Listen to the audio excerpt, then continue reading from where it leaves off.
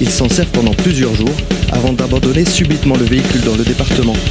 Après 4 mois d'enquête, sa voiture lui est restituée. C'était la roue avant qui était complètement sortie de son axe, complètement pliée en fait sous la voiture.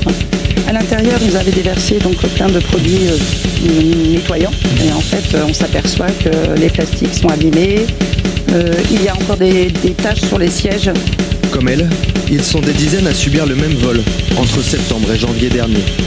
76 véhicules auraient été dérobés dans de nombreuses communes du Grand Ouest.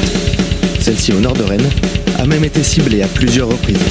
Ils ont ouvert juste la poche de mon blouson, ils y ont volé que la clé de la voiture, même pas le porte-monnaie où il y avait l'argent. Ils sont partis dans la foulée, ils avaient ce qu'il leur fallait. Très vite, les enquêteurs suivent la piste d'une bande. Mi-janvier, 3 voleurs sont interpellés en Ille-et-Vilaine. L'un des commanditaires incarcérés planifiait le trafic depuis sa cellule. Un receleur a aussi été arrêté. Tous les 5 comparaîtront demain au tribunal judiciaire de Rennes. Pour l'avocat de l'un d'entre eux, c'est l'appât du gain qui les a poussés à agir.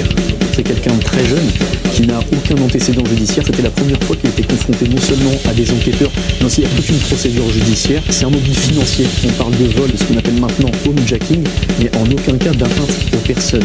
Pas de séquestration, pas de violence, pas de menace. Préjudice estimé, plus d'1 million d'euros. À chaque fois le même mode opératoire. Presque sans un bruit, les voleurs pénètrent par effraction, à la recherche d'une seule chose, les clés des véhicules.